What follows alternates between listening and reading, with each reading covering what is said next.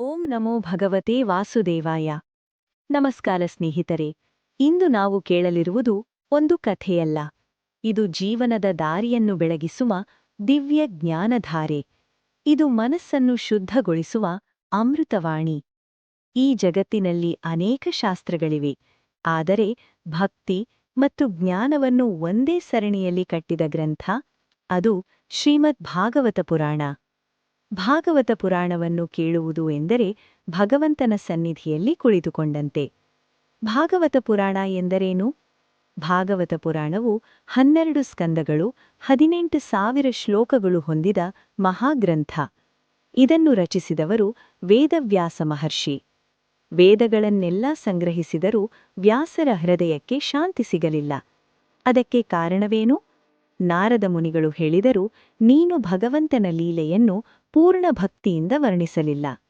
ಆ ಕ್ಷಣದಿಂದ ಭಾಗವತ ಪುರಾಣ ಜನ್ಮವಾಯಿತು. ಇದು ಜ್ಞಾನಕ್ಕಾಗಿ ಮಾತ್ರವಲ್ಲ, ಭಕ್ತಿ ಮೂಡಿಸಲು ರಚಿತವಾದ ಗ್ರಂಥ. ಭಾಗವತ ಪುರಾಣದ ಮೂಲ ಕಥೆ. ರಾಜ ಪರೀಕ್ಷಿತನಿಗೆ ಸರ್ಪಶಾಪದಿಂದ 7 ದಿನಗಳಲ್ಲಿ ಮರಣ ನಿಶ್ಚಿತ. ಆದರೆ ಅವನು ಭಯಪಡಲಿಲ್ಲ. ಅವನು ಕೇಳಿದ ಪ್ರಶ್ನೆ, ಮರಣ ಸಮೀಪಿಸಿದಾಗ ಮಾನವನು ಏನು ಮಾಡಬೇಕು?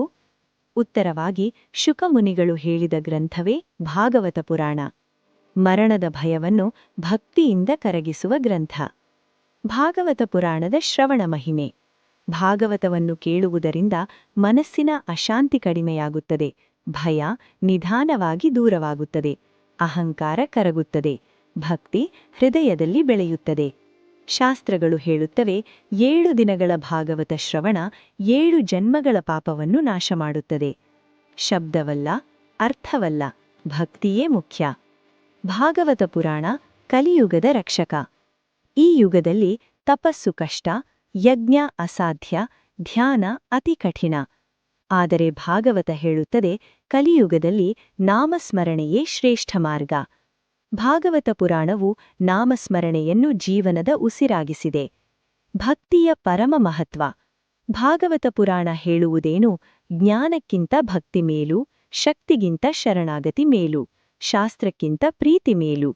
ಭಕ್ತನ ಹೃದಯವೇ ಭಗವಂತನ ಮಂದಿರ. ದೇವರು ಅಲ್ಲಿರುವರು. ಭಾಗವತದಲ್ಲಿ ಬರುವ ಮಹಾಭಕ್ತರು. ಭಾಗವತ ಪುರಾಣವು ಭಕ್ತರ ಕಥೆಗಳ ಮೂಲಕ ಮಹಿಮೆಯನ್ನು ತೋರಿಸುತ್ತದೆ. ಧ್ರುವ ಅಚಲ ಭಕ್ತಿ, ಪ್ರಹ್ಲಾದ ನಿರ್ಭಯ ಭಕ್ತಿ, ಗಜೇಂದ್ರ ಶರಣಾಗತಿ, ಅಂಬರೀಷ ಏಕಾಗ್ರತೆ. ಇವರ ಜೀವನವೇ ಭಾಗವತದ ಜೀವಾಳ. ಕೃಷ್ಣನ ಮಹಿಮೆ ಭಾಗವತದ ಹೃದಯ. ಭಾಗವತ ಪುರಾಣದ ಹೃದಯವೇ ಶ್ರೀಕೃಷ್ಣ. ಅವನ ಲೀಲೆಗಳು ಮನಸ್ಸನ್ನು ಮೃದುವಾಗಿಸುತ್ತವೆ, ಹೃದಯವನ್ನು ಶುದ್ಧಗೊಳಿಸುತ್ತವೆ, ಅಹಂಕಾರವನ್ನು ಕರಗಿಸುತ್ತವೆ. ಕೃಷ್ಣನು ದೇವರಾಗಿಯಲ್ಲ, ಸ್ನೇಹಿತನಾಗಿ ಬರುತ್ತಾನೆ. ಭಾಗವತ ಪುರಾಣ ಮತ್ತು ಜೀವನ. ಭಾಗವತ ಪುರಾಣ ಹೇಳುತ್ತದೆ, ಸಂಸಾರವನ್ನು ಬಿಟ್ಟು ಓಡಬೇಡ, ಸಂಸಾರದಲ್ಲಿಯೇ ದೇವರನ್ನು ಕಾಣು. ಕರ್ತವ್ಯವೇ ಪೂಜೆ, ಪ್ರೀತಿಯೇ ಸಾಧನೆ. ಇದು ಜೀವನಕ್ಕೆ ಅನುಕೂಲವಾದ ಶಾಸ್ತ್ರ.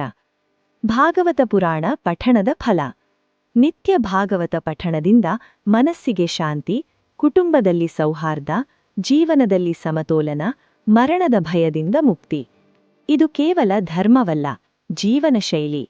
ಭಕ್ತಜನರೇ, ಭಾಗವತ ಪುರಾಣ ಕೇವಲ ಪುಸ್ತಕವಲ್ಲ, ಅದು ಜೀವಿಸುವ ಕಲೆ, ಪ್ರೀತಿಸುವ ಪಾಠ, ಶರಣಾಗತಿಯ ಮಾರ್ಗ. ನಿತ್ಯ ಭಾಗವತ, ನಿತ್ಯ ಕೃಷ್ಣನಾಮ, ನಿತ್ಯ ಶಾಂತಿ. ಅಂತಿಮ ಪ್ರಾರ್ಥನೆ. ಓಂ ನಮೋ ಭಗವತೆ ವಾಸುದೇವಾಯ. ಶ್ರೀಕೃಷ್ಣಾರ್ಪಣಮಸ್ತು. ಧನ್ಯವಾದಗಳು ಸ್ನೇಹಿತರೆ. ಇಂದಿನ ಈ ವಿಡಿಯೋ ನಿಮಗೆ ಇಷ್ಟವಾಗಿದ್ದರೆ ನಿಮ್ಮ ಅಭಿಪ್ರಾಯಗಳನ್ನು ಕಮೆಂಟ್ನ ಮೂಲಕ ತಿಳಿಸಿ, ಲೈಕ್ ಮಾಡಿ ಮತ್ತು ನಿಮ್ಮ ಸ್ನೇಹಿತರಿಗೂ ಶೇರ್ ಮಾಡಿ. ನಮ್ಮ ಚಾನೆಲ್ಗೆ ಇನ್ನೂ ಸಬ್ಸ್ಕ್ರೈಬ್ ಆಗಿಲ್ಲ ಅಂದ್ರೆ ದಯವಿಟ್ಟು ಸಬ್ಸ್ಕ್ರೈಬ್ ಆಗಿ.